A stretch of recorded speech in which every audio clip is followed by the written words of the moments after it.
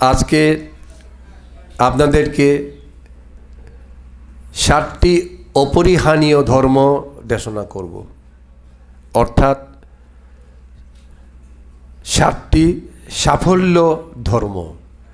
অপরিহানীয় মানে যাহা পরিহানীয় নয়, ক্ষতিকর নয়, অর্থাৎ সাফল্য ধর্ম, সেটাই দেশনা করব। দিনিক আহবতারা প্রেতেগা অপরিহানীয় খনয়পা তারা প্রেতেগা অমরাং খ্রাং তারা খনয়পা প্রেপারে। নির্মাণ কামিগণ, আমাদের ভগবান বুদ্ধ প্রথম 20 বছর, অর্থাৎ তার জীবনের প্রথম ভাগ, বিভিন্ন গ্রামে গঞ্জে স্বর্গে ব্রহ্মলোকে তিনি পরিভ্রমণ করে ধর্ম দেশনা করেছিলেন। নির্বাণকামী দেব মনুষ্য ব্রহ্মাকে ধর্মসুধা পান করিয়েছিলেন। অন্ধকার নিমজ্জিত অন্ধজনকে তিনি ধর্ম আলো দান করেছিলেন। এরপর তার জীবনের দ্বিতীয় ভাগে, অর্থাৎ 20 বছর হওয়ার পরে, তিনি বেশিরভাগ জেতবন বিহারেই বাস করতেন, তিনি সেখানেই থাকতেন। আজকে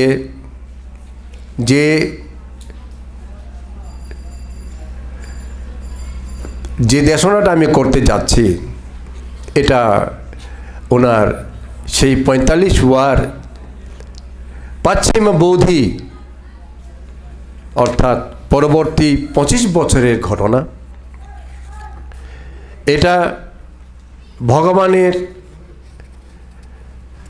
পরিনির্বাণের কিছু আগের ঘটনা, অর্থাৎ 44 ওয়া যখন হয়েছিল তখনকার ঘটনা।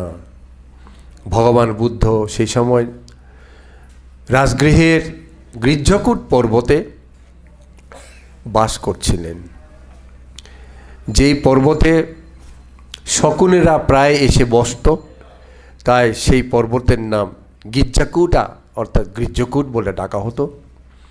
সেখানে বসবাস করা কালে এই ঘটনা হয়েছিল। ওই সময়ে রাজা অজাতশত্রু, রাজগৃহের রাজা, মগধের রাজা, তিনি তার পার্শ্ববর্তী রাজ্য বৈশালীর প্রতি অত্যন্ত রাগান্বিত ছিলেন, ক্রোধান্বিত ছিলেন। তাই তিনি বৈশালীদেরকে আমি রাখব না, তাদেরকে ধ্বংস করব, এই বলে তিনি সর্বদা তার মন্ত্রীদেরকে, সেনাপতিদেরকে বলতেন। ঘটনা হলো এই, বৈশালীর প্রতি তার রাগ হওয়ার কারণ, শত্রুতার সৃষ্টি হওয়ার কারণ হচ্ছে রাজগৃহ এবং বৈশালীর ঠিক মাঝখানে গঙ্গা নদী প্রবাহিত হয়। পূর্ব পশ্চিমে, উত্তর দক্ষিণে 2 দেশ।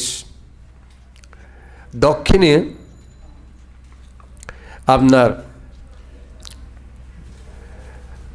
দক্ষিণে ছিল রাজগৃহ, উত্তরে ছিল বৈশালী।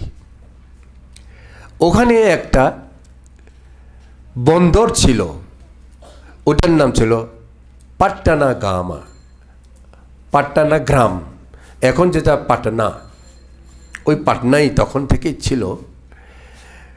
ওই পাটনা নামটা হয়েছে যে ঠেলা গাড়ি, সেখানে অনেক ব্যবসা বাণিজ্য হতো, ঠেলা গাড়ির গ্রাম, এই জন্য পাটনা গ্রাম নাকি বলা হতো। ওই পাটনা গ্রামকে ভিত্তি করে সেখানে অর্ধযোজন রাজা অজাতশত্রু দখল করতেন, আর বাকি অর্ধযোজন বৈশালীরা, লিচ্ছবি রাজারা দখল করতেন। এখন ওই পাটনা গ্রামের পাহাড়ের পাদদেশে বিভিন্ন অত্যন্ত মূল্যবান মণিমুক্তা উৎপন্ন হয়েছিল, পাহাড় থেকে নেমে আসছিল।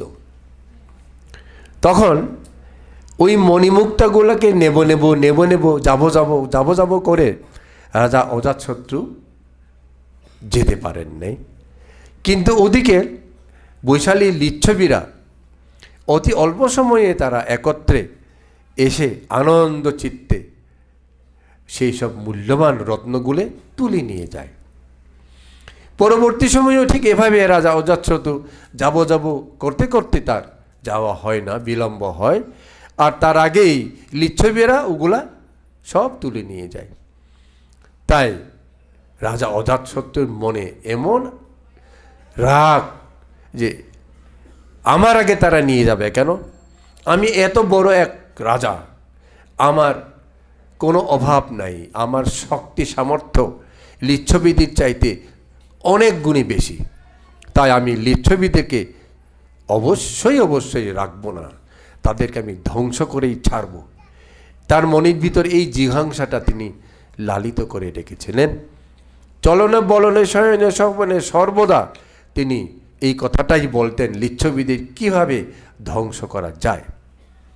এভাবে তিনি যুদ্ধও করেছিলেন, কিন্তু কোনো মতেই লিচ্ছবীদেরকে যুদ্ধে পরাস্ত করতে পারেন নাই। তখন রাজা অজাতশত্রু ভাবতে লাগলেন, যুদ্ধ করা বড় ক্ষতির দিক বেশি। অর্থাৎ শুধু ধন নষ্ট নয়, এই যুদ্ধ করতে গেলে অনেক প্রাণ নষ্ট হয়, রক্তপাত হয়। সুতরাং যুদ্ধ না করে অন্য উপায়ে লিচ্ছবীদেরকে জয় করা যায় কিনা সেটাই তিনি ভাবতে লাগলেন। এবং তিনি তার মন্ত্রী যারা বয়স্ক, যারা জ্ঞানী, তাদের সাথে আলাপ আলোচনা করতে লাগলেন। এবং সবশেষে তিনি সিদ্ধান্ত নিলেন, একজন জ্ঞানী ব্যক্তির কাছে যাওয়া হবে, তার কাছ থেকে উপদেশ নেওয়া হবে, কি করলে লিচ্ছবীদেরকে পরাজিত করা যায়, বৈশালী ধ্বংস করা যায়। তাই সবশেষে রাজা অজাতশত্রু তার প্রধানমন্ত্রী বর্ষাকার, এই ওয়াসাকারা অর্থাৎ বর্ষাকার প্রধানমন্ত্রীকে ডেকে বললেন, জ্ঞানী বলতেই পৃথিবীতে আছে একজন, তিনি সেই গৌতম বুদ্ধ। আপনি যান, ভগবান বুদ্ধের কাছে যান, ভগবান বুদ্ধের সাথে আপনি কথা বলুন, কিভাবে লিচ্ছবীদের পরাজিত করা যায় সেটা সুকৌশলে আপনি বুদ্ধির নিকট থেকে জেনে নিয়ে আসুন। প্রধানমন্ত্রী বর্ষাকার ভগবান বুদ্ধের কাছে গিয়েছিলেন। ভগবান বুদ্ধকে তিনি কাছে গিয়ে বন্দনা করলেন। ভগবান বুদ্ধের পদতলে বন্দনা করে বললেন, মগধের রাজা অজাতশত্রু আপনার পদতলে পা ছুঁয়ে নতমস্তকে বন্দনা জ্ঞাপন করেছেন, আপনার আশীর্বাদ প্রার্থনা করেছেন। এটা বলার পরে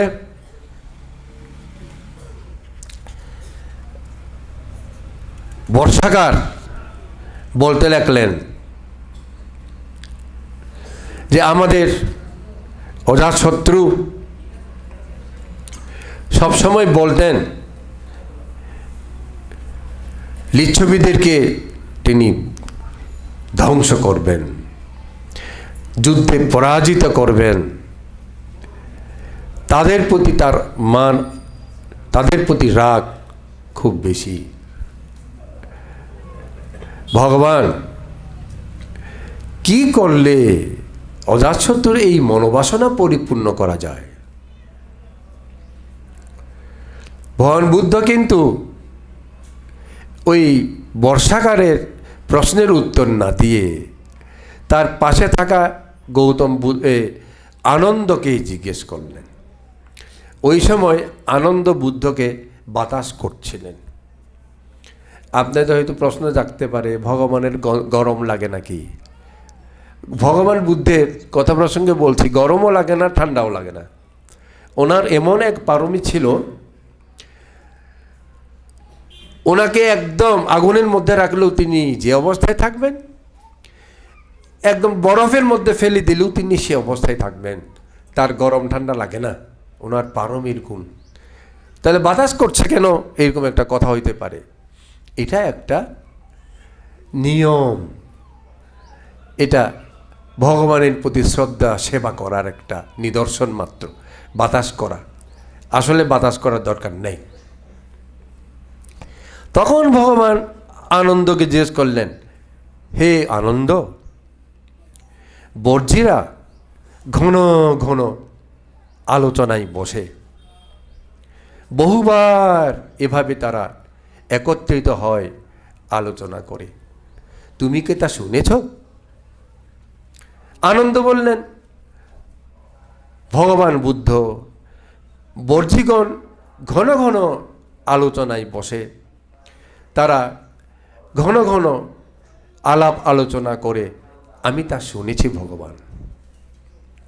ভগবান তখন বললেন, হে আনন্দ, বর্জি জাতিগণ ঘন ঘন আলোচনায় বসে, ঘন ঘন তারা আলাপ আলোচনা করে, তারা সিদ্ধান্ত নেয়, ততদিন তাদের জন্য পরিহানি হবে না, ততদিন তাদের জন্য উন্নতিই হবে।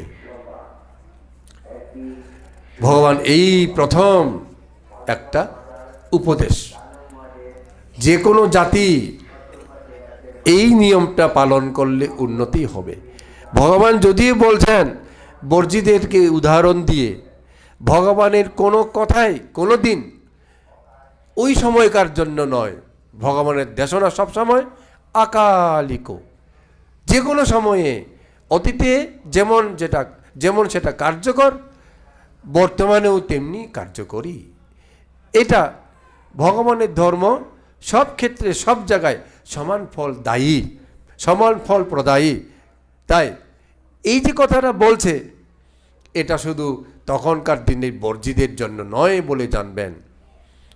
মনোযোগ দিয়ে আমাদেরকে শুনতে হবে, এই জন্য যে এটা এখন আমাদের জন্য বেশি প্রয়োজন, আমাদের জন্য বেশি প্রয়োজন, শুধু আমাদের জন্য নয়, সমগ্র বাংলাদেশের জন্যও প্রয়োজন।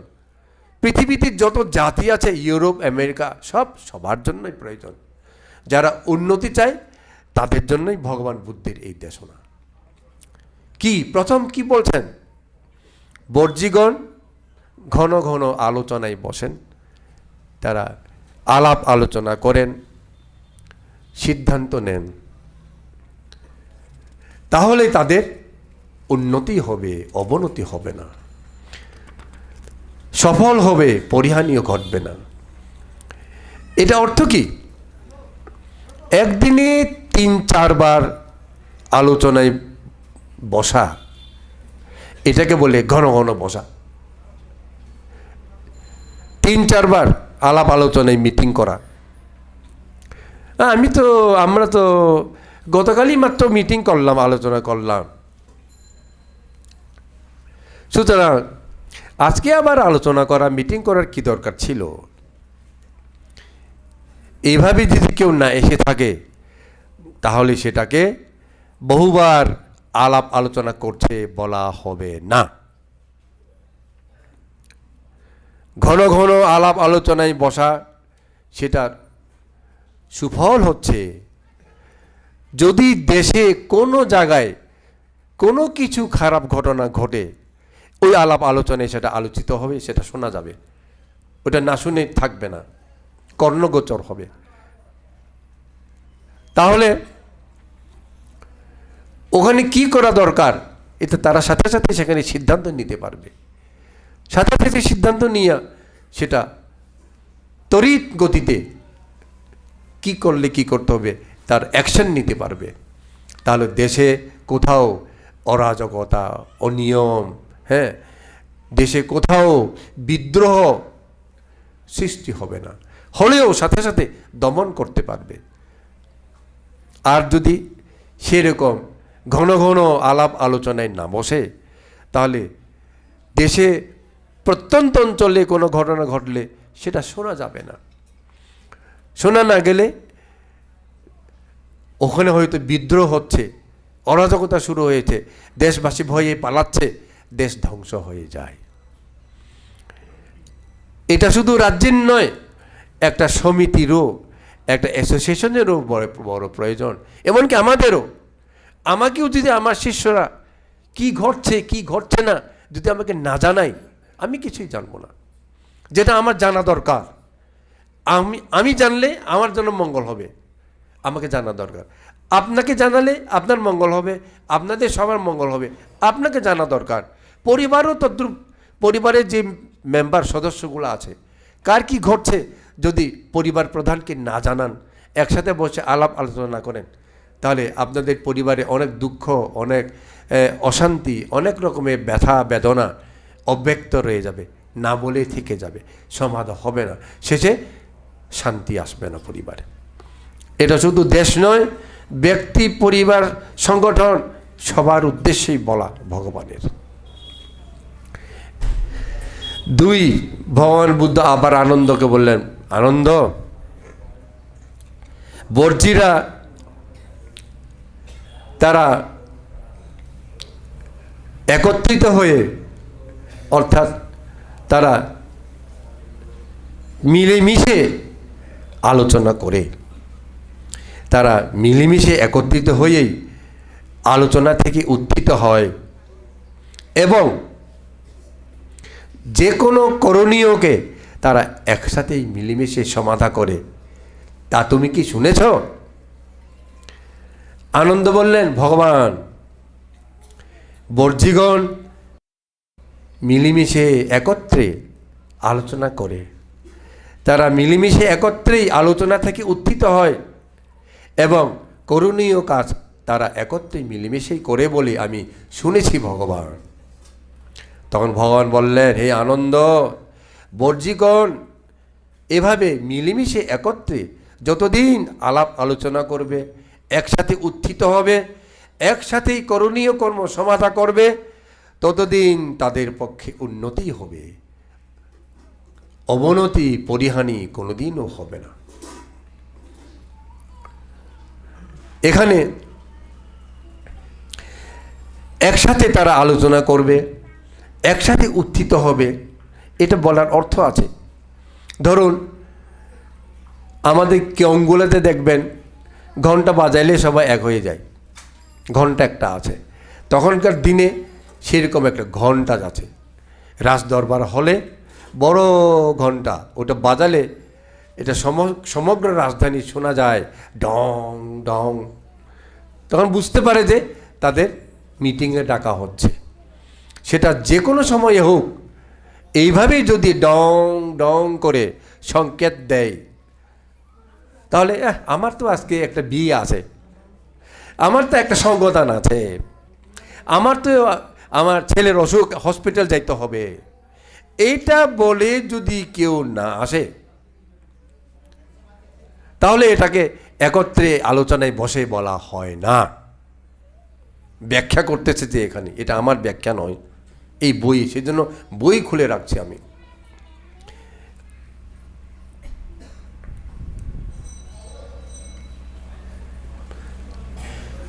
যখন এইভাবে সংকেত ধ্বনি শোনা যাবে, তখন যদি কেউ ভাত খাইতেও থাকে, অর্থাৎ কেউ ভাত খাচ্ছে, তখন কেউ ধরো স্নান করছে, তখন কেউ কাপড় পরতেছে, তখন কেউ দাড়ি মোজ কামাইতেছে, তখন কেউ রান্না বান্না করতেছে, যাহাই করুক না কেন তাহাকে সাথে সাথে ফেলে দিয়ে ওইখানে চলে যাওয়া, মিটিংয়ে চলে যাওয়াটাকেই বলে একত্রে একসাথে মিটিংয়ে বসে।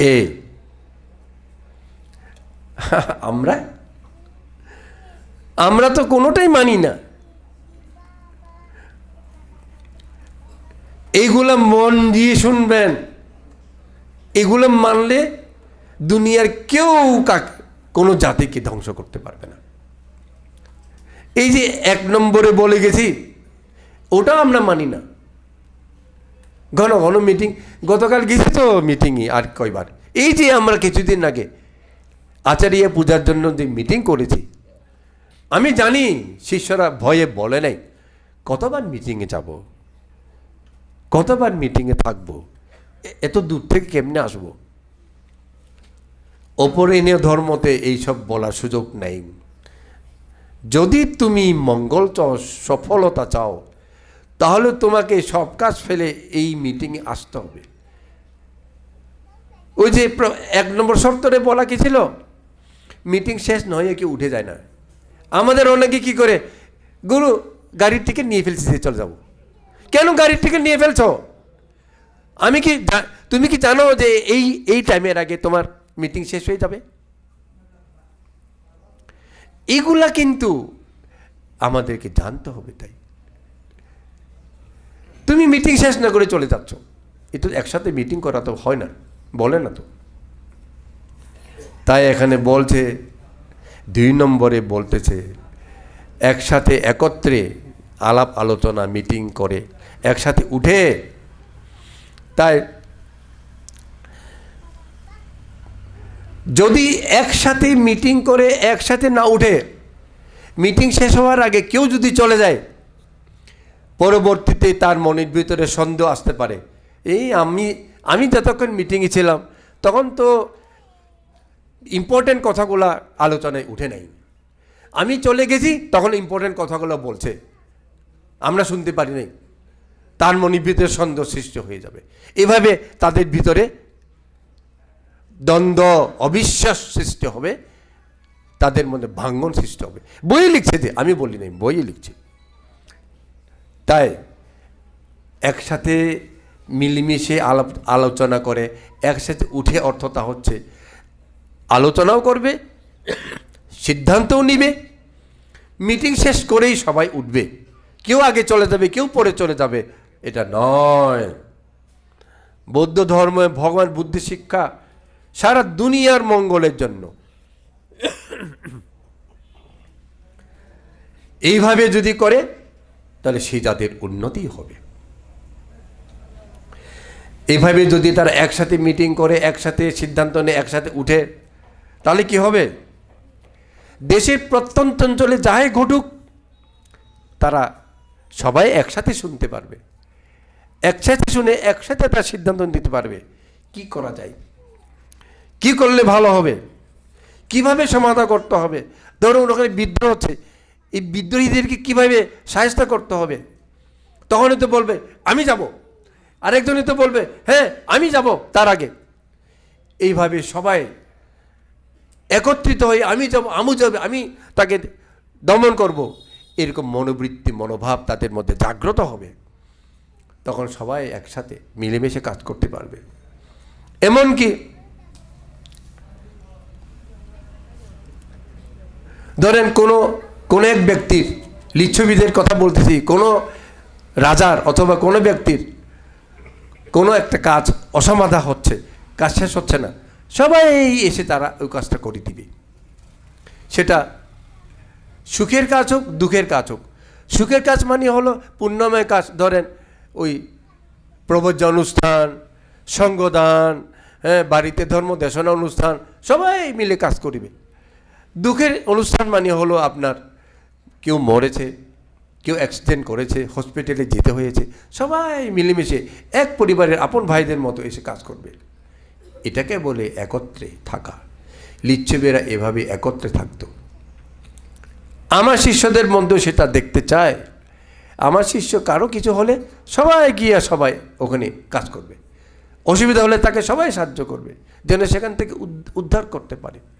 তদ্রূপভাবে একটা দেশেরও এইভাবে যদি একে অন্যকে ভালোবাসতো, এইরকম মনোবৃত্তি নিয়ে কাজ করত, ভগবান বুদ্ধ যেটা বলেছেন, সেই জাতির উন্নতি হবে, অবনতি হবে না। মনে রাখবে, এটা শুধু দেশ নয়, জাতি নয়, পরিবারের মধ্যেও লাগবে। সবসময় মনে রাখবে, সংগঠনের মধ্যেও এই কাজগুলো লাগবে। ভালো মতো চিন্তা করবে, এখন আমাদের জাতি কোন পথে আছে।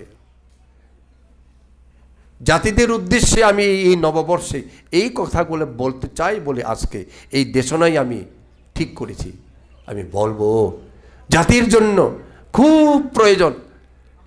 আমাদের জাতি কি এখন কোন অবস্থায় আছে? টুকরা টুকরা হয়ে আমরা একে অন্যের চেহারাও দেখি না, কথা বলা দূরের কথা, একে অন্যকে মেরে ফেলতে পারলেই খুশি। এই জাতি কেমনে উন্নতি করবে? কেমনে তো এই জাতি দেশের জন্য কাজ করবে? এই জাতি কেমন করে জাতি উদ্ধার করবে? তৃতীয় ভগবান বুদ্ধ আনন্দকে বললেন, আনন্দ, বর্জি জাতিগণ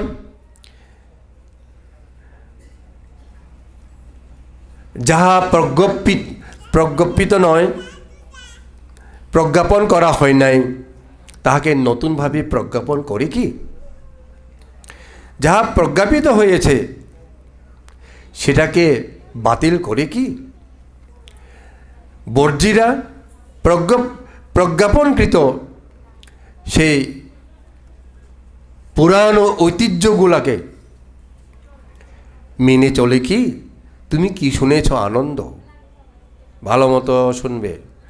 আনন্দ বলছেন, ভগবান, বর্জিগণ প্রজ্ঞাপন করা হয়েছে, যাহা প্রজ্ঞাপন করা হয় নাই তাহাকে নতুনভাবে প্রজ্ঞাপন করে না। যাহা প্রজ্ঞাপন করা হয়েছে পূর্ব থেকে তাহাকে তারা বাতিল করে না। এবং বর্জিগণ তাদের পুরানো ঐতিহ্যকে অবমাননা করে না, তারা পুরাতন ঐতিহ্যগুলোকে মেনে চলে। ভগবান বুদ্ধ বললেন, আনন্দ, বর্জিগণ এইভাবে যদি নতুন কোনো প্রজ্ঞাপন, যা আগে ছিল না, নতুন প্রজ্ঞাপন তা করে না, পুরাতন প্রজ্ঞাপন করা আইনকে বাতিল করে না এবং তাদের পুরানো ঐতিহ্যকে মান্য করে, ততদিন তাদের পক্ষে সফলতাই আসবে, পরিহানি হবে না। মনে রাখো, আমাদের জন্য খুব প্রয়োজন এই কথাগুলা। এখানে অর্থ কি বলতেছেন? যেমন ধরুন, কোনো এক রাজ্যে কোনো সরকার অথবা রাজা নতুন নতুন আইন সৃষ্টি করছে, ওখানে এত টাকার ট্যাক্স দিতে হবে, ওই ক্ষেত্রে এত টাকা ট্যাক্স বাড়াইতে হবে, নতুন নতুন ট্যাক্স বসাই দিছে। মানুষ খুশি হবে? এখানে বলা আছে এভাবে যে আগে যেটা প্রজ্ঞাপন করা হয় নাই, এই নতুন নতুন প্রজ্ঞাপন দিয়ে ট্যাক্স বসাই দিল জনগণের মাথার উপরে, জনগণ খুশি হবে? কোনো দিন জনগণ খুশি হবে না। হ্যাঁ, কোনো একটা লোককে ধরে নিয়ে আসছে, উনি চোর, ডাকাত, সন্ত্রাসী, তিনি দেশদ্রোহী, এই বলে ধরে যখন নিয়ে আসে, ওকে ভালো মতো বিচার না করে ফাঁসি দিয়ে ফেললো, শিরচ্ছেদ করে ফেললো, হ্যাঁ, তাকে ক্রস ফায়ার করে দিল। বর্তমানকালে কয় যে ক্রস ফায়ার। এবং এইভাবে যদি করে থাকে তাহলে দেশবাসী বলবে, এই রাজা অথবা এই সরকার আমাদের অত্যাচার করছে, নতুন নতুন ট্যাক্স বসাইয়া আমাদেরকে গরিব থেকে গরিব করে ফেলতেছে। এই সরকার ধরে নিয়ে গেছে, বিচার না করেই তাকে ফাঁসি দিয়ে ফেলছে, মেরে ফেলছে। এই সরকারের, এই রাজার অধীনে থাকা যাবে না। এই রাজার অধীনে থাকলে আমাদেরকে মরতে হবে। আমরা এই দেশ ছেড়ে পালাই। এইভাবে দেশ ছেড়ে পালাবে, কিন্তু লিচ্ছবীরা তাই করে না। লিচ্ছবীরা আগে যে প্রজ্ঞাপন আইন সেটাই রাখে, নতুন করে কোনো প্রজ্ঞাপন দিয়ে মানুষের ঘাড়ে ট্যাক্স চাপাইয়া দেয় না। বিচার আচার যে নিয়মে চোর ডাকাত বলল ওকে ধরে এনেই সাথে সাথে ফাঁসি দাও, এটা নয়, ধাপে ধাপে বিচার করে তাদেরকে বিচার দেয়। এইভাবে লিচ্ছবীদের মধ্যে শান্তি ছিল। লিচ্ছবীরা তাদের সে পুরানো ঐতিহ্য ধ্বংস করে নাই, পুরানো ঐতিহ্যকে মেনে চলতো। আমাদের জাতিদেরও চাকমা, মারমা, বড়ুয়া অনেকের পুরানো অনেক কৃষ্টি কালচার আছে, রক্ষা করো। এখানে কি বলছে? রক্ষা করতে হবে বলছে। পুরানো কৃষ্টি কালচার রক্ষা করতে হবে, না হলে সেই জাতির ধ্বংস হয়ে যাবে। কিন্তু আমরা এখন এমন এক পর্যায়ে চলে গেছি, অনেক ক্ষেত্রে আমরা নিজের জাতির নামও জানি না, আমি কি জাতিও জানি না। তাহলে সেই জাতি কেমন করে সে গোড়া থেকে শক্তি নিয়ে দাঁড়াবে? সে গোড়াই চিনে না, তো গোড়া থেকে শক্তি নিয়ে দাঁড়াবে কেমনি? ঐতিহ্য রক্ষা কেমনি করবে? ঐতিহ্য রক্ষা করা তো দূরের কথা। তাই আমি প্রায়ই বলি তোমাদের ছেলে মেয়েদের নাম নিজ জাতির ভাষায় রাখো। চাকমা চাকমা জাতির নাম হবে চাকমা ভাষায়, ত্রিপুরা হবে ত্রিপুরা ভাষায়, মারমা হবে মারমা ভাষার নাম। এখন মারমার নাম শিউলি, কি শিউলি আবার, রিটন কি আবার রিটন, জোয়েল কি জোয়েল, মারমা নাম রাখতে জানো না? তুমি তোমার ছেলে কি কি বাঙালি বানাইতে চাও নাকি ইংলিশ বানাই ফেলতে চাও? তোমার ছেলেকে তোমার জাতিতেই রাখতে হবে, ঐতিহ্য রক্ষা। তোমাকে না দেখলেও তোমার নাম শুনেই আমি বলতে পারবো তুমি কোন জাতি। আব্দুর রহমান যদি বলে কোন জাতি, দেখতে হবে না সে একদম বাঙালি মুসলমান, আমি জানবো আব্দুর রহমান। কেউ যদি বলে দেবাশিস রায় অথবা দেবাশিস চক্রবর্তী, চেহারা দেখতে হবে না সে একজন হিন্দু বাঙালি, এটা সবাই জানে। সে তদ্রূপভাবে একজনকে যদি বলে জনি, জনি একজন ইংলিশ হবে জানে। তদ্রূপ যখন বলে যে উজলা, উজলা একটা মারমা নাম, এটা কোনোদিন বাংলা হইতে পারে না। উনি বাঙালি বললেও কি বিশেষ করবে উজলা? তাই নিজের নাম রাখো, নিজের ড্রেস পরো, চোখে না দেখলেও বোঝা যায় নাম দিয়া, নাম না জানলেও চোখে দেখলে বোঝা যায় ড্রেস দিয়া। যখন যে ড্রেস পরবে, চাকমা পিনন পরলে চাকমা জাতি বোঝা যাবে, মারমা থামি পরলে বোঝা যাবে এর মেয়ে, এটা মারমা। তাই নিজের জাতির ড্রেস পরতে হবে। আমি সবসময় বলি, ওই থুথিন মেয়েদেরকেও বলি বাসায় তোমরা থামি পরো, ওই ওই প্যান্ট ট্যান্ট পরবে না, দরকার নেই, ভালো লাগে না, খারাপ লাগে, নিজের ঐতিহ্য হারিয়ে ফেলবে। এমনকি খাবার দাবার দেখো, এক এক দেশের এক এক খাবার আছে, ঐতিহ্যময় খাবার।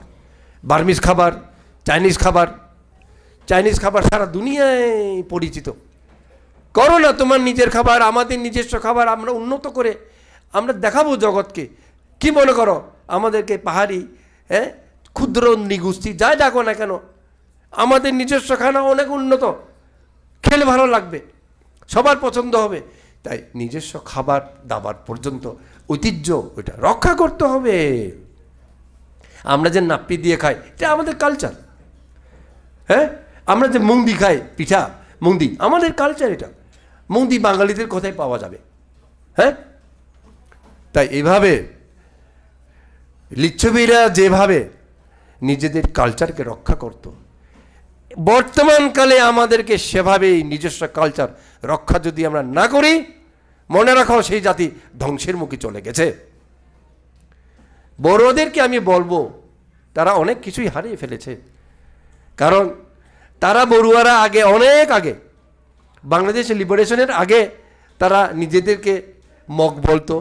ইন্ডিয়াতে এখনও মগ বলে, মগ পাড়া বলে, বড়ুয়া পাড়াকে মুসলমানরা বলে না, মগ পাড়া বলে না। কিন্তু আজকাল বড়ুয়ারা নিজেদেরকে চিনে না, বড়ুয়ারা নিজেরাই নিজেদেরকে মনে করে আমরা বাঙালি, বাঙালি বুদ্ধিস্ট। সেই জাতি আর উদ্ধার কোনোদিন পাবে না, বাঙালির সাথে মিশে যেতে হবে, নতুবা হারিয়ে যেতে হবে। দুটার একটা, অরিজিন খুঁজে পেতে হবে তোমাকে, তুমি কোন জাতি। তাই এইভাবে ঐতিহ্যকে ধরে যদি রাখতে না পারি, মনে রাখতে হবে সে জাতি ধ্বংসের মুখে চলে যাচ্ছে।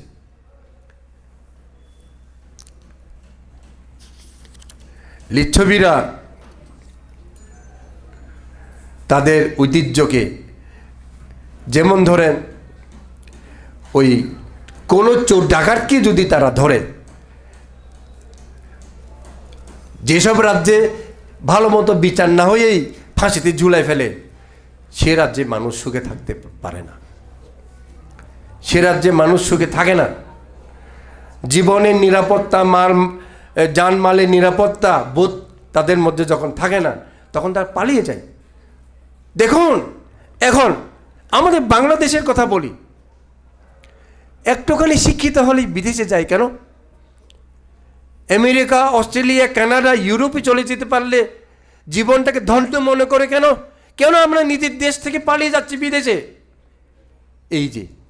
এই যে এখানে বইয়ে যেটা লেখা আছে, এই দেশে থাকা যাবে না, এই দেশে শান্তি নাই, এই দেশে নিরাপত্তা নাই, এই দেশে জুলুম সরকার, এইরকম যদি মাথায় আসে, এই দেশে কেউ থাকতে চায় না। এই যে এখানে মমতাজের ছেলে আমেরিকায় থাকে, সেই বাংলাদেশে আসতে চায় না।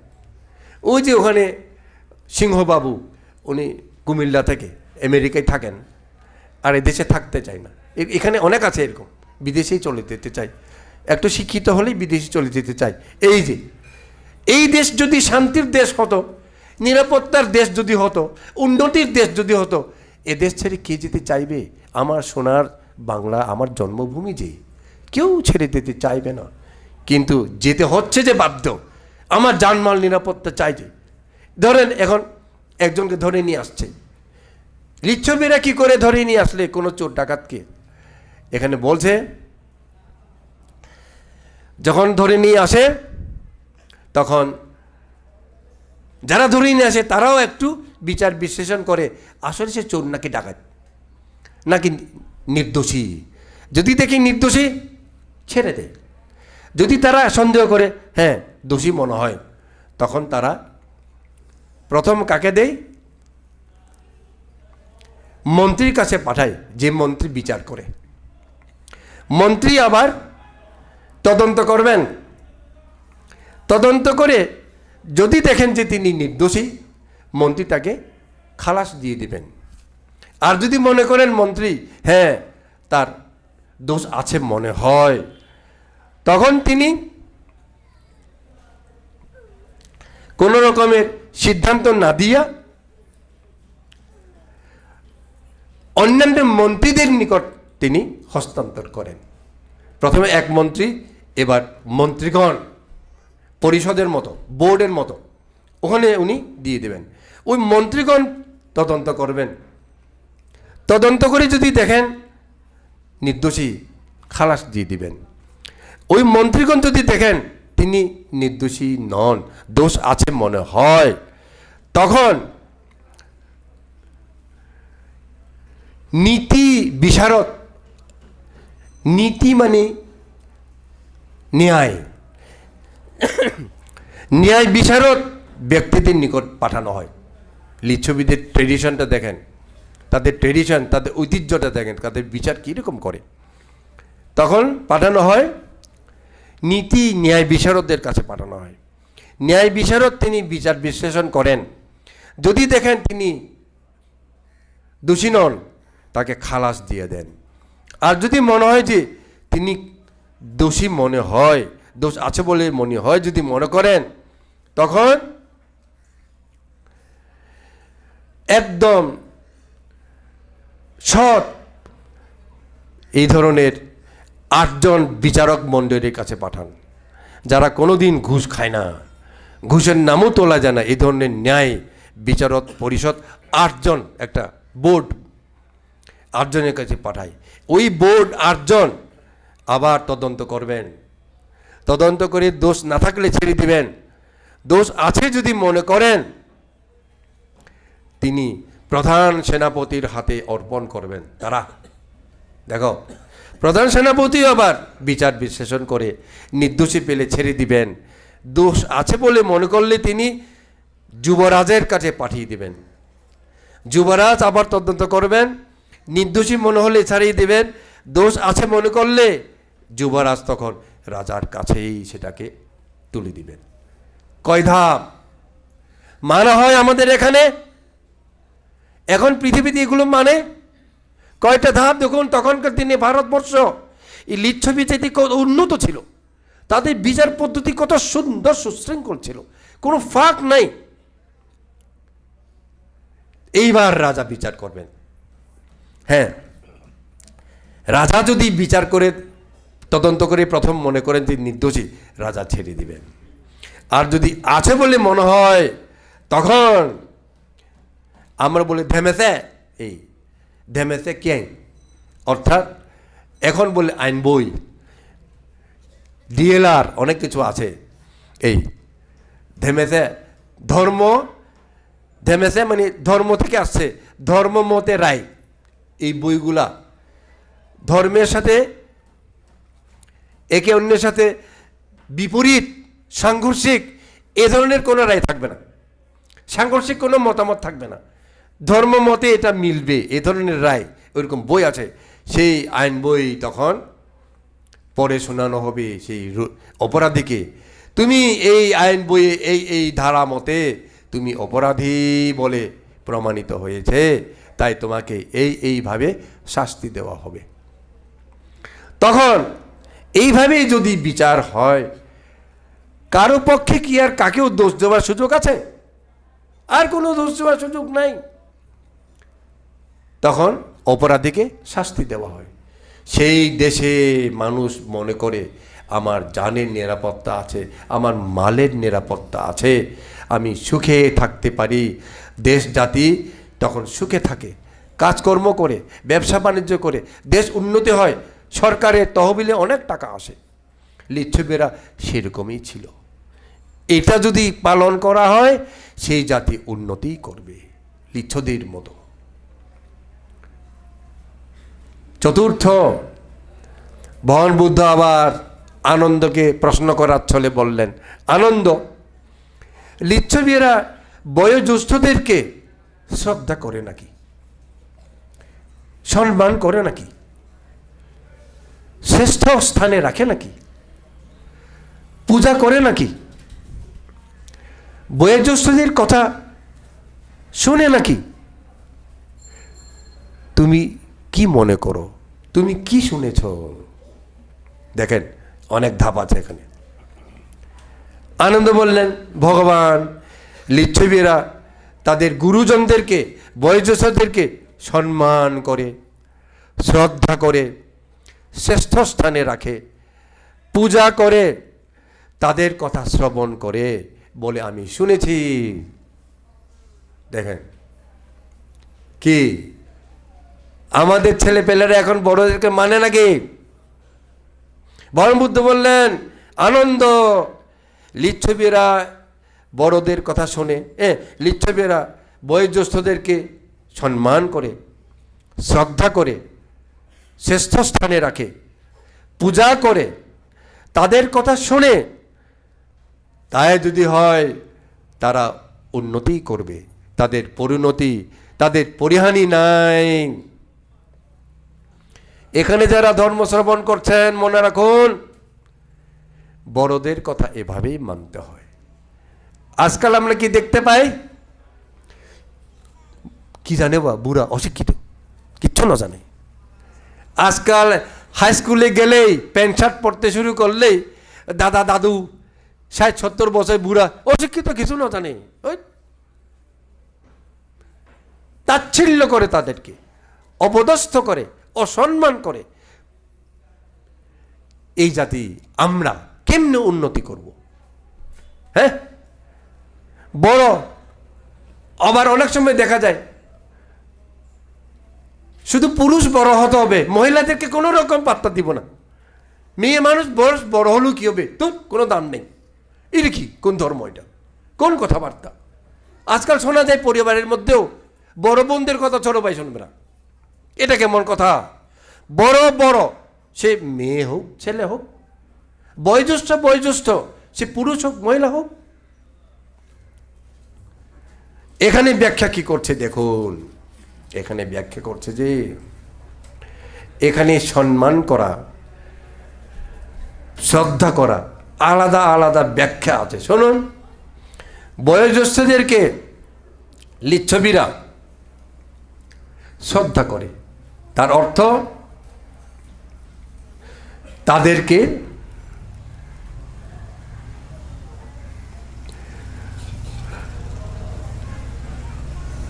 শ্রদ্ধা করে, মানে তাদেরকে মাথায় তুলে রাখে, তাদেরকে সেবা যত্ন করে, এটা হচ্ছে শ্রদ্ধা করে। 1, 2, লিচ্ছবীরা তাদের গুরুজনদেরকে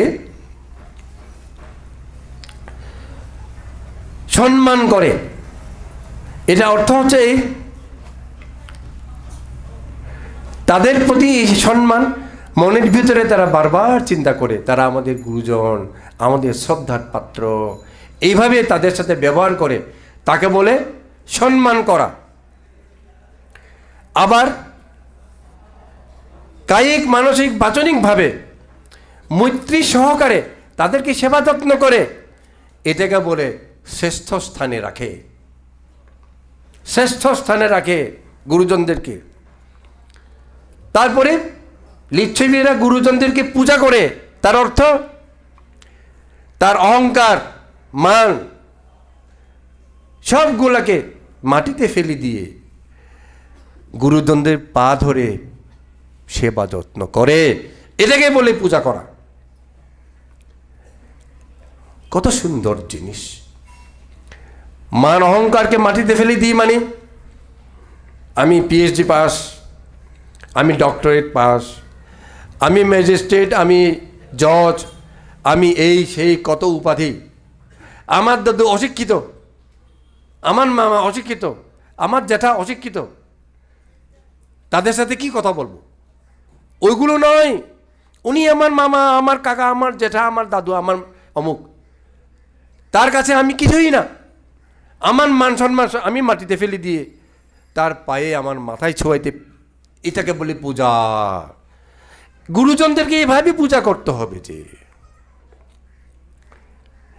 তারপরে তাদের কথা শুনে অর্থ কি? প্রয়োজনে দিনে 2 বার 3 বার সেই বয়োজ্যেষ্ঠদের কাছে যাবে, তাদের থেকে আদেশ উপদেশ শুনবে, মানবে।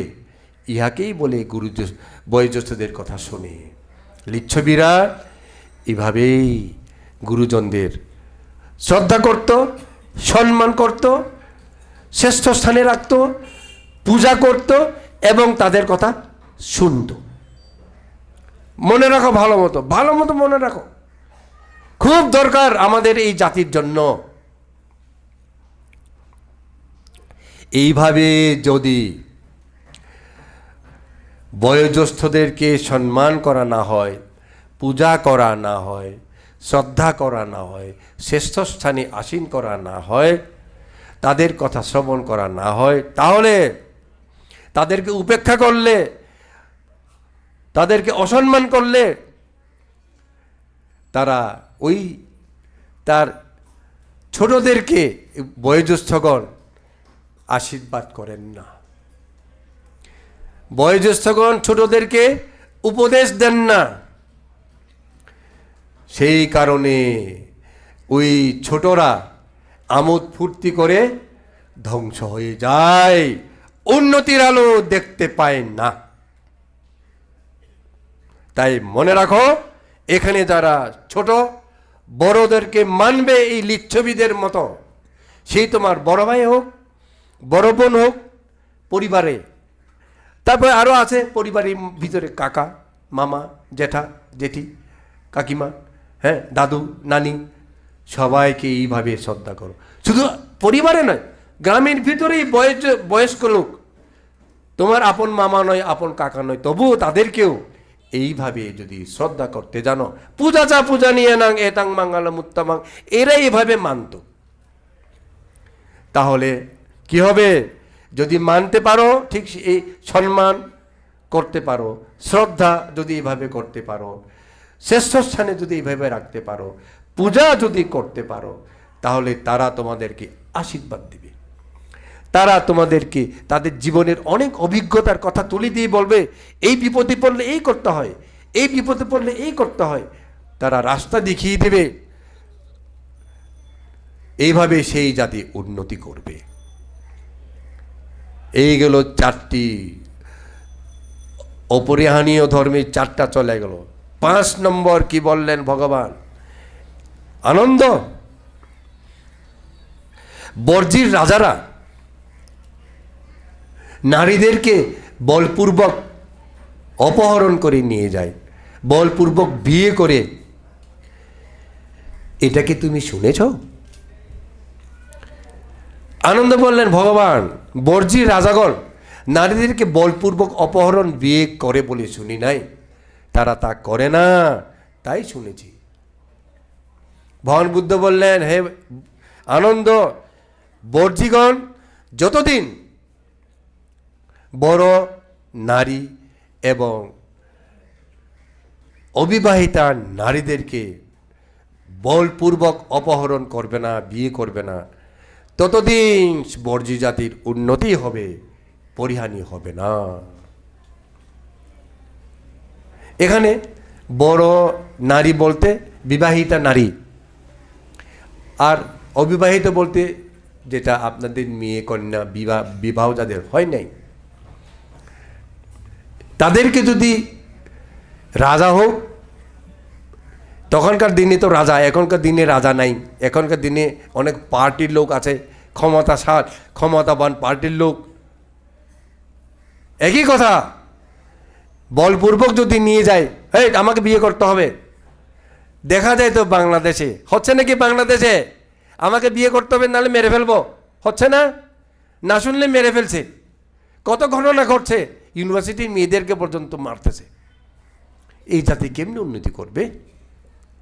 এই জাতি কেমন করে মাতৃজাতিকে, যে জাতি ভালোবাসতে জানে না, শ্রদ্ধা করতে জানে না, এই জাতি কোনোদিন উন্নতি করতে পারে না। মাতৃজাতি যে এটা মায়ের জাত, এই মায়েরকে সম্মান করতে না জানলে তুমি আর কাকে আর তুমি সম্মান করবে? তাই ভগবান বুদ্ধ বলছেন মায়ের জাতিকে শ্রদ্ধা করতে হবে। লিচ্ছবীরা মায়ের জাতিকে সম্মান করে। তারা বয়স্ক মহিলাদের, বিবাহিত মহিলাদের কেউ জোর করে অপহরণ করে বিয়ে করে না। যুবতী সুন্দরী নারীদের কেউ জোর করে বিয়ে করে না। এরকম যদি করে, ওই পরিবারের পুরুষেরা রাগান্বিত হয়, ক্রোধান্বিত হয়। তারা বলে এই সরকার, এই রাজার অধীনে থাকা যাবে না। তারা রাগ করে প্রতিশোধ নেওয়ার জন্য প্রত্যন্ত অঞ্চলে চলে গিয়ে তারা সন্ত্রাসী হয়, রাজার বিরুদ্ধে তারা অনেক দুষ্কর্ম কাজ করতে শুরু করে। এমনও হইতে পারে সেই কারণে রাজার পতনও হইতে পারে। বর্তমান কালেও একই কথা, তেমন অনেক কিছু হতে পারে।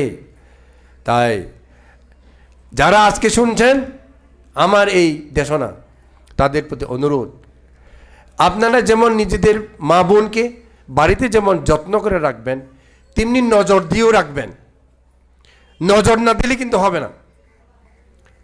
আজকাল দিন এত খারাপ যে একটুখানি নজর দিতে না পারলে বিপদে পড়বেন আপনি, আপনার মেয়ে, তখন বিপদে পড়বেন। নারী জাতি আর কি বলবো, আমাদের পাহাড়ের কথা আর কি বলবো, আমাদের মারমা, চাকমা, বড়ুয়া, ত্রিপুরা, চাক, খুমি, খিয়াং, হ্যাঁ, এদের কথা কি বলবো? আমরা এই এতটুকু, সরকার যে বলছে ক্ষুদ্র নৃগোষ্ঠী, ভুল বলে নেই তো, ক্ষুদ্র নৃগোষ্ঠী তো আসলে ক্ষুদ্র। এই ক্ষুদ্র থেকে আরো ক্ষুদ্র হয়ে যাচ্ছি আমরা। ওরা বিভিন্নভাবে ছলে বলে কৌশলে আমাদের মেয়েদেরকে নিয়ে যাচ্ছে, আমাদের মেয়েরা ওদিকে চলে যাচ্ছে, আমরা হারাই ফেলতেছি অনেক শিক্ষিত মেয়ে, অনেক শিক্ষিত মেয়ে। এখন আমার কোলে ছিল, আমার কোল থেকে আরেক কোলে চলে গেল। বুদ্ধের ছায়াই ছিল, বুদ্ধের ছায়াকে ফেলে আরেকটা ছায়াহীন জায়গায় চলে গেছে। এর সাথে দুঃখ কি হইতে পারে? কিন্তু আমি অনেক সময় দেখি দুঃখ পাই না, আমাদের এই লোকগুলা দুঃখ পায় না, আরো গর্ব করে, হ্যাঁ আমার জামাই পয়সা দিতে পারে, আমার জামাই টাকা আছে। আরে বাবা, দুঃখজনক। টাকা পয়সা বড় নয়, জাতি ধর্ম রক্ষা করতে হবে, যে তোমার রক্ত রক্ষা করতে হবে, যে তোমার বংশ রক্ষা করতে হবে, যে এগুলো ভুলে যাও কেন? তাই নারী জাতির প্রতি কোনোদিন কোনো রকমের অবহেলা করবেন না, অপদস্থ করবেন না, অত্যাচার করবেন না। তাদেরকে যদি শ্রদ্ধা করেন তাহলে দেশে শান্তি থাকে। একটা কথা আছে না, তুমি আমাকে একটি ভালো নারী দাও, আমি তোমাকে একটি সুন্দর জাতি উপহার দেব। আছে নি কথা একটা? হ্যাঁ, সুতরাং আপনার পরিবারে আপনার মেয়েদেরকে সেরকম নারী হিসেবে গঠন করুন, তৈরি করুন, যে মহিলা একটা সুন্দর জাতি উপহার দিতে পারে। গঠন করুন কেন বলছি? আমি গিয়া গঠন করে দেব নাকি? আপনি আপনি গঠন হয় নাকি?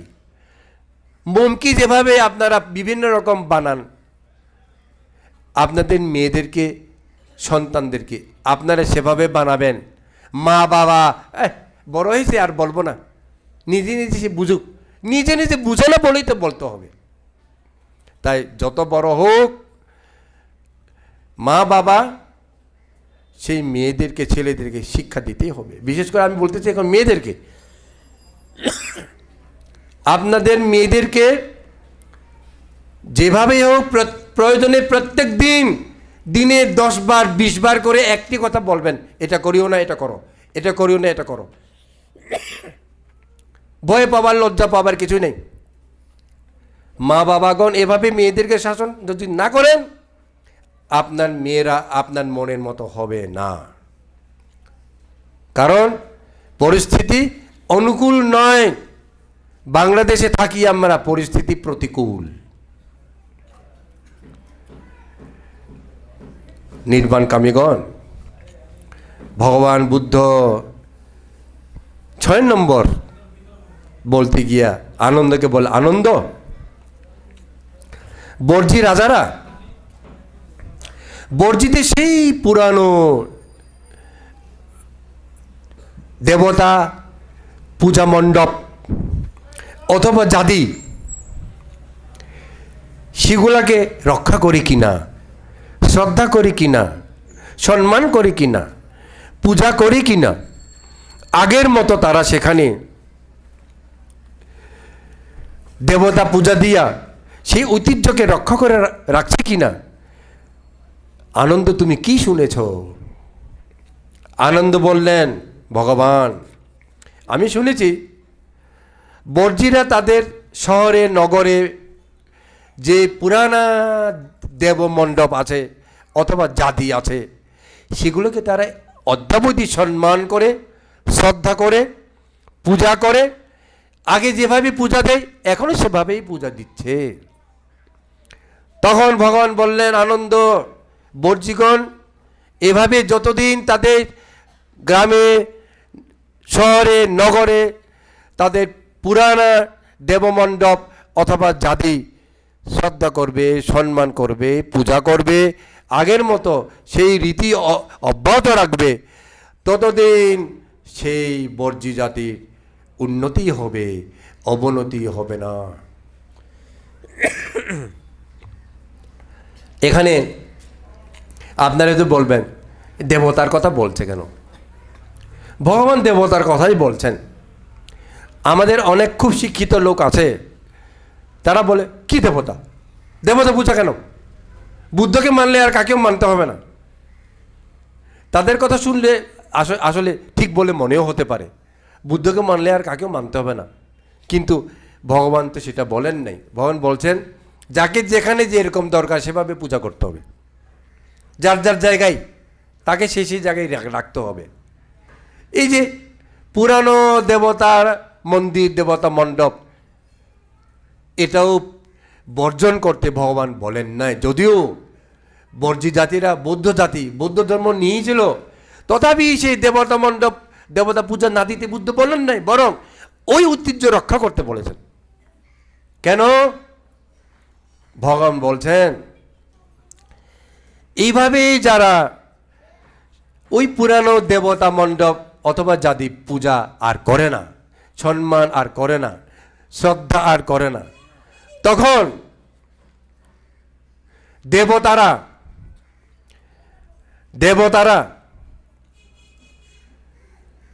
পাহারা দিয়ে রাখে না। দেবতারা আর সেই গ্রামে, সেই নগরে, সেই গ্রামের লোকদের রক্ষা করতে আসে না। দেবতারা হয়তো কোনো রোগ ব্যাধি সৃষ্টি করতে পারে না, তথাপি যে রোগ ব্যাধি হয়, মাথা ব্যথা, কাশি, এইসব নর্মাল রোগ, এগুলা বৃদ্ধি করাইয়া দেয়। কাশি এবং মাথা ব্যথা রোগ যদি বেশি হয়, মনে রাখবে কোনো গ্রামে দেবতারাই করছে। ডাক্তারদের অবশ্য পয়সা ইনকাম হবে তখন বেশি, কিন্তু পয়সা খরচ করলেও ভালো হবে না। কেন? যে গ্রামে যে দেবতারা রাগ করবে মানুষের প্রতি, তারা বিরাগ ভাজন হবে, তখন দেবতারা ওই সকল রোগকে রক্ষা করবে না, ওই রোগ আরও বাড়াইয়ে দিবে। এই যে বই লেখা আছে, যে আমি এই জন্য বই খুলছি, যে নাহলে বলবে অংশালো বলবে কীরকম বলে, হ্যাঁ ডাক্তার তো, ডাক্তাররা ওইরকম চিন্তা করবে না, এটা বই লেখা আছে। কোনো কোনো জিনিস দেবতাদের দ্বারা হয়। ওই যে মানুষরা মানুষরা আমরা মন্ত্র পড়ার সময় বলি না, রাজা তোয়া চোরা তোয়া মানুষা তোয়া মানুষা তোয়া মানুষা তোয়া মানে অমনুষ্য উপদ্রব করে তো, দেবতাদের কারণে, যক্ষদের কারণে মানুষ মরে তো। এইরকম মানুষ মরছিল তো এই যে দলুপাড়াতে, অনেক মানুষ মরছিল। আমি না রক্ষা করলাম তাদেরকে ডেকে এনে, দেবতাদেরকে ধরে একেবারে অর্ডার দিয়া, হ্যাঁ মাটির পাত্রের মধ্যে ভরাইয়া ওই গ্রামদেবীর কাছে রেখে দিয়েছি। অনেকগুলো দেবতা, কয়েকশো অপদেবতা, দুই একটা না। তখন 8-9 জন মানুষ মরে গিয়েছিল 2-1 দিনের ভিতরে। কুকুর ঘেউ ঘেউ করে সারা রাত, তারপরে মানুষ মরে। কুকুর ঘেউ ঘেউ করে সারা রাত, তারপর মানুষ মরে। জিজ্ঞেস করে দেখো না, অমনুষ্য উপদ্রব কেন? ওই যে তারা ওখানেও সেরকম। আমরা বলি এই রসামা মানে গ্রামদেবী, গ্রামদেবী পূজা করতো না, ওরা বর্জন করে ফেলছে, গ্রামদেবী দরকার নাই। তাই গ্রামদেবীকে ডাকছি, গ্রামদেবীকে জিজ্ঞেস করলাম, তখন গ্রামদেবী বলছে আমাকে মানে না, আমি কেন রক্ষা করব? তোমাকে মানা হবে, তোমাকে পূজা দেওয়া হবে, তুমি রক্ষা করো। আমি আদেশ দেওয়ার পরে হ্যাঁ খুশি, একটা গাছ ঠিক করলাম।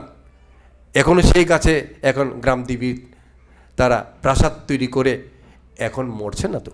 আমি করিয়ে দিয়েছি যে দেবতা বলি, অতিথি বলি, জ্ঞাতি বলি, এই দেবতা বলি, দেবতা পূজা করতে হয় প্রয়োজনে। আমি ওসিদেরকে আমি পাত্তা দিই না, পুলিশদেরকে আমি পাত্তা দিই না, আমি তো অনেক বড়। চোর ডাকাত যখন আসবে, পুলিশ তোমাকে পাহারা দিবে না, তোমার বাসা চোর করে নিয়ে যাবে, ডাকাত তোমাকে মেরে ফেলে চলে যাবে। পুলিশ বলবে আমাদেরকে পাত্তা দেয় না, যাবো না। এইরকম দেবতাদেরকে লাগবে প্রয়োজনে। তাই ভগবান বলছে দেবতাদেরকে সেই পুরানা পূজা ফেলে দিতে পারবে না, পূজা করতে হবে। আর যদি পূজা দাও তাহলে সেই দেবতাগণ তোমাদেরকে ধন দৌলত দিতে না পারলেও তোমাদের যে মাথা ব্যথা, কাশি, এইসব ছোটোখাটো রোগ তারা তোমাদেরকে রক্ষা করবে, এইসব রোগ হতে দিবে না, তোমাদেরকে সেবা করবে, বিভিন্ন দিকে তোমাদের বিপদ আপদ থেকে তারা তোমাদেরকে রক্ষা করে রাখবে। সেই গ্রাম, সেই শহর উন্নতি হবে। তাই পুরানো ঐতিহ্য, দেবতা জাতি পূজা অব্যাহত রাখতে হবে। আমাদের চাকমাদের গাং পূজা আছে, করো। তবে একটা জিনিস, আমাদের এখানে গ্রামদেবীর পূজা যেটা হয়, আমরা কিন্তু ওই গরু, ছাগল, মুরগি, হাঁস কিছু কাটি না। সাদা পূজা, কলা, নারিকেল, বিস্কুট, ভাত, ফুল, এগুলো দিয়া। চাকমাদের গাং পূজাতে কি হয় জানি না, মুরগি টুরগির কারণে হ্যাঁ কাটে, তাহলে ওগুলো বাদ দিয়া সাদা পূজা করো, ট্রেডিশনটা ফেলে দিও না।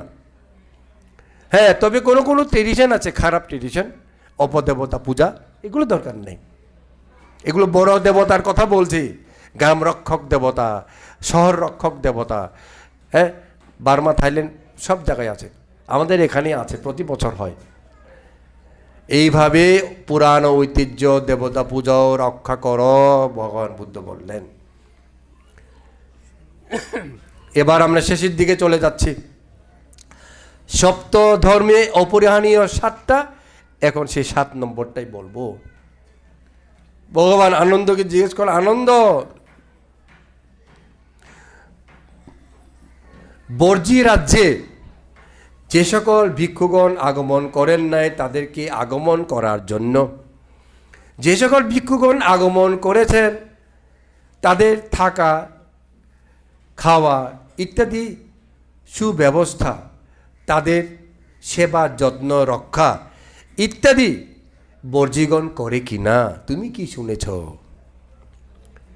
আনন্দ বললেন, ভগবান আমি শুনেছি, বর্জি রাজ্যে যে সকল ভিক্ষুগণ আগমন করেন নাই তাদেরকে আগমন করার জন্য, যারা আগমন করেছেন তাদের থাকা খাওয়া ব্যবস্থা এবং তাদের নিরাপত্তা সব কিছু বর্জি জাতি খুব সুন্দরভাবে করে থাকেন।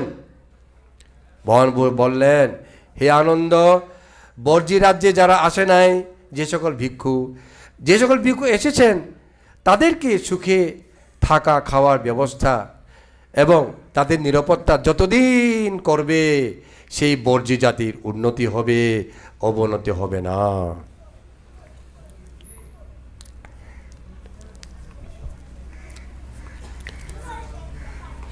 এখানে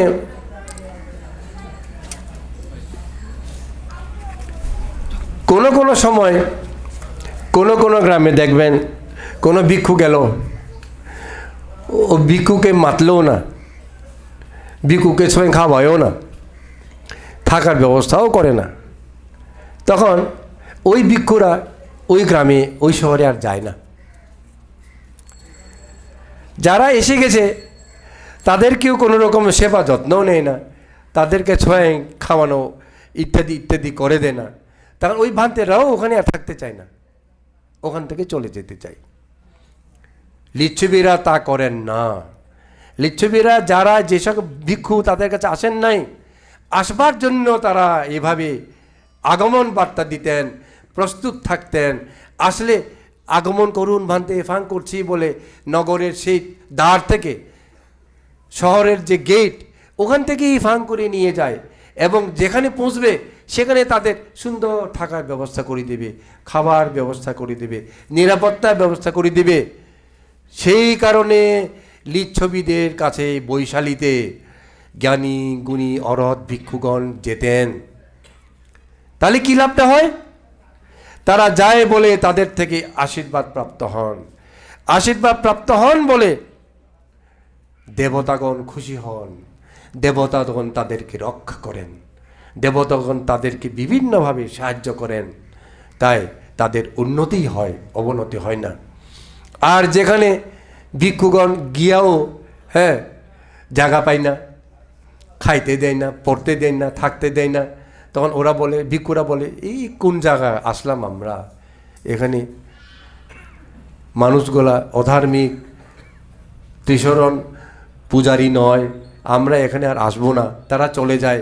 এই দুর্নামটা চারিদিকে ছড়াইয়া যায়, আর কোনো নতুন ভান্তে আসতে চায় না, কোনো জ্ঞানীগুণী অরহৎ সে জায়গায় আসতে চায় না। তখন কি হয়? অপদেবতারাই তখন সুযোগ পায়, বই লেখা আছে, যক্ষরা তখন সুযোগ পায় ওই গ্রাম নগরীকে দুঃখ, কষ্ট, রোগ ব্যাধি করাতে। তখন সেই নগর গ্রামে রোগ হবে, দুঃখ হবে, ব্যাধি হবে। যক্ষগুলো সেটাই করবেন। আপনারা তো শুনেছেন বৈশালীতে যে তিনটা বড় দুঃখ হয়েছিল, ভগবান বুদ্ধ গিয়ে মন্তব্য এটা ঠান্ডা করে দিন।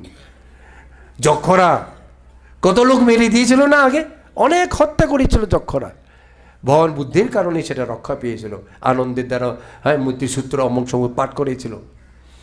যক্ষরা অপদেবতারা সেভাবে মানুষকে ক্ষতি করতে পারে। যেখানে শীলবান ভিক্ষু যায় না, যে জায়গায় শীলবান ভিক্ষুরা থাকতে চান না, ওখানে যক্ষরাই থাকতে চাই, অপদেবতাই থাকতে চাই। মনে রাখো, ও যক্ষরা অপদেবতারা ওখানে বাসা বাঁধবে, ওই জায়গা সুখের জায়গা হবে না। এটা শুধু দেশের কথা নয়, পরিবারের কথাও। যেই পরিবারে জ্ঞানী গুণী শীলবান ভিক্ষুকে ফাং করবে না, স্বয়ং খাওয়াবে না, পূজা করবে না, সেখানে দেবরাজ ইন্দ্র থেকে শুরু করে জ্ঞানী গুণী শীলবান দেবতারা যাবে না। যেখানে দুশ্চরিত্রের দুশ্শীল ভিক্ষু ফাং করে স্বয়ং খাওয়াবে, তাদের সাথে চলাফেরা উঠা বসা করবে, ওখানেই যক্ষরা যাবে, ওই বাড়িকে ধ্বংস করবে। কিন্তু আমাদের লোকেরা বোকা, যে যক্ষরা আমাদেরকে ক্ষতি করছে কেন আমরা জানি না, কিন্তু একটু চিন্তা করলেই বুঝতে পারতো অনেক অঘটন ঘটে গেছে পরিবারে। কেন হয়েছে? ইহাই যক্ষদের কাজ। অনেক অঘটনও অনেকে জানে না। যেমন অনেকে ধরেন অকালেই মা মরে গেল, অকালেই বাপ মরে গেল, অকালেই আমার মেয়ে অসুখে পড়ে গেল, অসময়ে আমার মেয়ে বিজাতির সাথে পালাইয়ে গেল, গামলার ভিতরে 1 বিঘত পানিতেই ডুবে মরে গেল। হচ্ছে না অনেক ঘটনা, এটা কেউ অনুমান করতে পারে না যে কি কারণে ঘটছে। এই সকল কারণে ঘটছে যে যক্ষদের কাজ এগুলা। তাই পরিবারের দেশে যেখানে জ্ঞানী গুণী অরহর শীলবান প্রজ্ঞাবান ভিক্ষুগণ যাবেন, সেই পরিবার সুখে থাকতে পারবে, রক্ষা পাবে। সে দেশ সুখে থাকতে পারবে, রক্ষা পাবে। ইহা ভগবানের উপদেশ। তাই আজকে এই বিশেষ দিনে এই সপ্ত অপরিহানীয় ধর্ম আমি আরও বড় করে দেশনা করা যায়, কিন্তু সময় নাই। আপনারা এতটুকুতে বুঝে নিন। সব শেষ করার আগে আমি কিছু কথা বলতে চাই। আমার এই শুধু উপজাতি নয়, বাংলাদেশের সবাইকে বলতে চাই, দলাদলি করবেন না, হানাহানি করবেন না।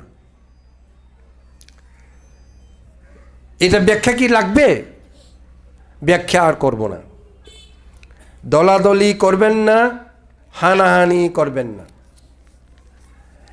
আমাদের পাহাড়ি কতগুলো এত বোকা, লড়াই লড়াই লড়াই চাই। কি লড়াই লড়াই লড়াই চাই? তুমি কি আসলে লড়াই করতে পারবে না?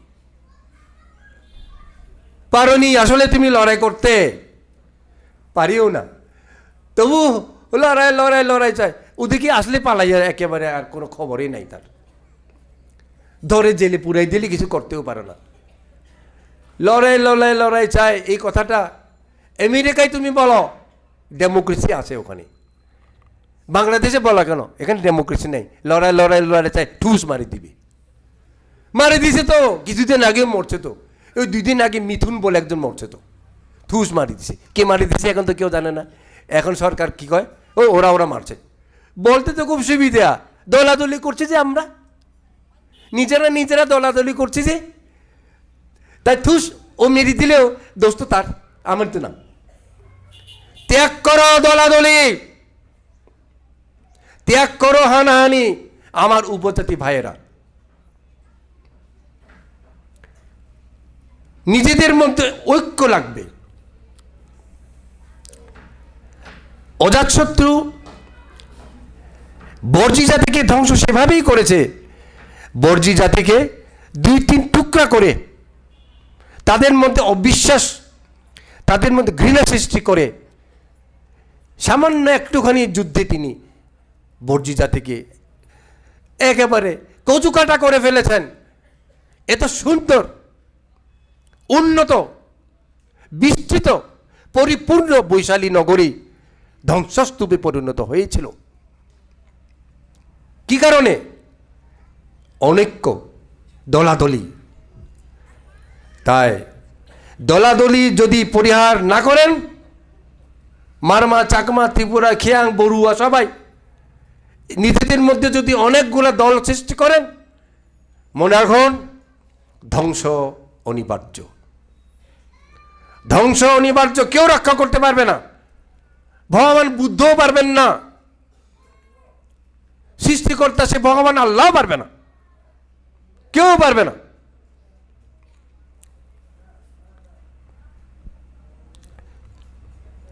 একে অন্যের প্রতি ভালোবাসা, শ্রদ্ধা, বিশ্বাস সৃষ্টি করুন। এখন আমাদের মধ্যে নিজের ভাইকে আমি সে বিশ্বাস করি না। একই পরিবারে আমরা 3 ভাই 3 মতামত, 4 ভাই 4 মতামত, 4 দল। এটা কি? ত্যাগ করুন। প্রতিরূপ পরিবার হন।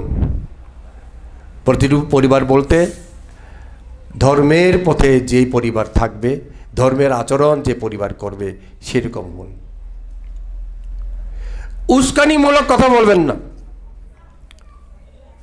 উস্কানিমূলক কোনো কথা বলবেন না। রক্তপাত হতে পারে যদি দেখেন, এড়িয়ে যান।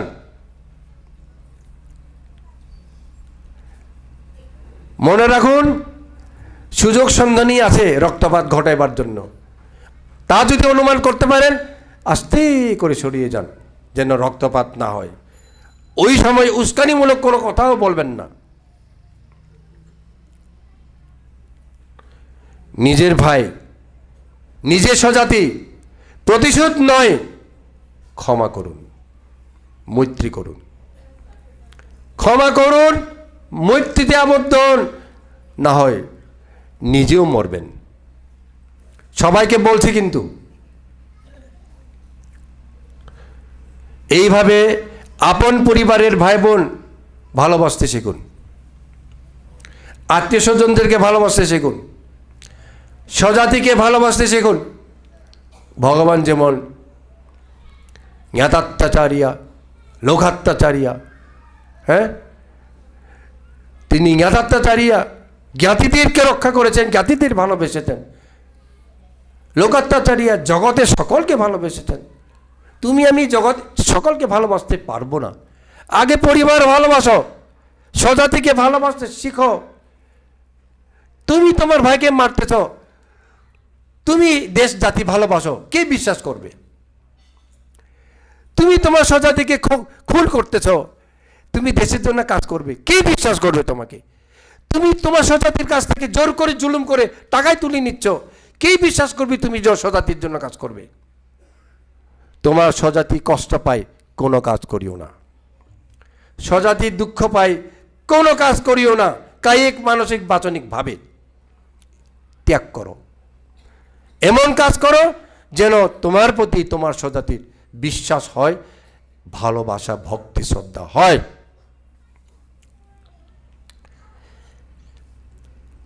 জ্ঞান বিজ্ঞান লেখাপড়া মনোযোগ দিতে বলো, এটা বেশি দরকার। জ্ঞান বিজ্ঞান ব্যবসা বাণিজ্য প্রতিষ্ঠিত হও।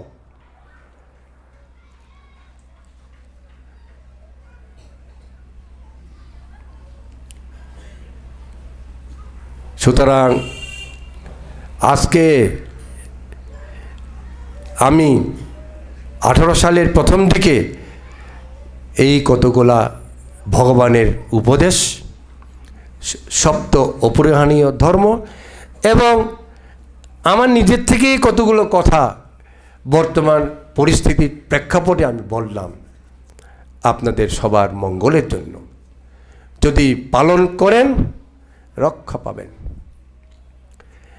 বান্দরবান সবাই বলে সম্প্রীতির জায়গা, সবাই বলে শান্তির জায়গা। সম্প্রীতি শান্তি আমি বলি নাই কোনোদিনও, কিন্তু আজকে বলবো, আমি রাখছি, কোনো নেতা রাখে নাই।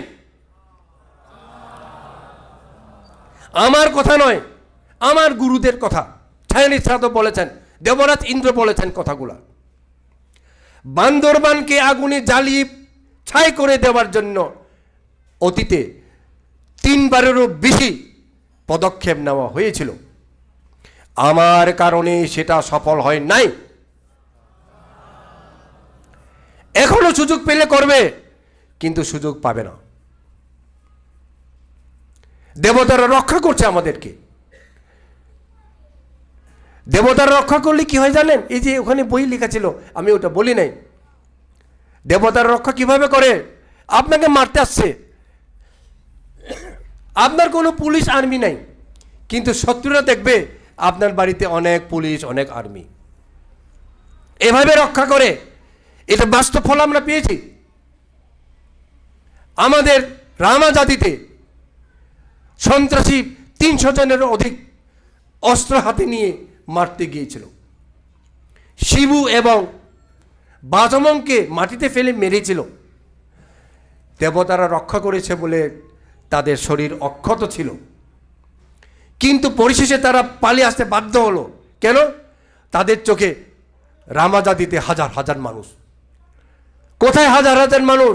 10 জন মানুষও ছিল না, সব দেবতা ছিল।